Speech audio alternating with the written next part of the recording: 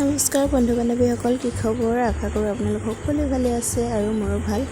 আজি আপোনালোকৰ মাজলৈ একেবাৰে গাহৰিৰ লগতহে আহিছোঁ আৰু দেই।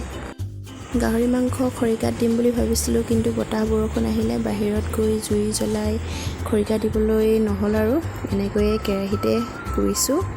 প্ৰথমতে পূৰাখিনি ভিডিঅ' কৰিবলৈ নহ'লে, যিহে বতাহ বৰষুণ আহিছিলে। আৰু তেল নিদিয়াকৈয়ে কেৰাহীখন কিমান ধুনীয়াকৈ তেলেৰে উপচি পৰিলে চাওকচোন।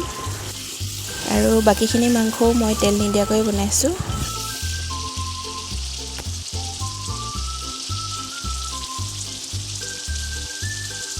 আৰু মছলাৰ নামত মই নহৰু 4 ফুটা থেতেলিয়াই দি দিছোঁ, বাকী একো মছলা নিদিয়াকৈ বনাইছোঁ।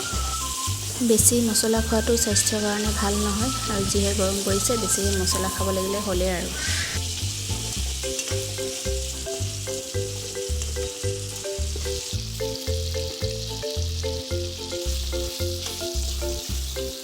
তিনিটা আলু কাটি ৰাখিছিলোঁ, সেইকেইটাও দি দিলোঁ লৰাই লৈ ধুনীয়াকৈ ঢাকি দি মেলি অলপ দেৰিৰ কাৰণে।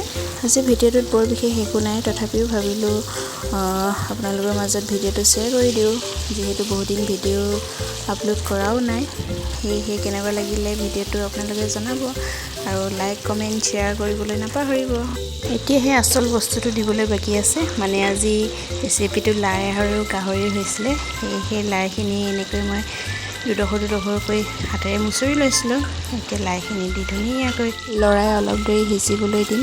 আৰু যিসকলে মোৰ ভিডিঅ' নতুনকৈ চাই আছে তেওঁলোকে মোৰ চেনেলটো ছাবস্ক্ৰাইব কৰি দিব, আৰু যিসকলে ফেচবুকত চাই আছে ফেচবুক পেজটো ফ'ল' কৰি দিব বুলি আশা কৰিলোঁ। আৰু লাহে লাহে হৈ গৈছে আৰু মাংস। অলপ দেৰি পিছতে গেছটো অফ কৰি দিম। তাৰপাছত আৰু গৰমে গৰমে খোৱাৰহে কথা। এয়া হ'ল মাংসৰ ফাইনেল লুক, আৰু ভিডিঅ'টো আজি ইমানতে সামৰিছোঁ। ভিডিঅ'টো চাই কেনেকুৱা লাগিলে জনাব, আৰু মোৰ ভিডিঅ'টো আপোনালোকে চোৱাৰ বাবে বহুত বহুত ধন্যবাদ। Bye bye.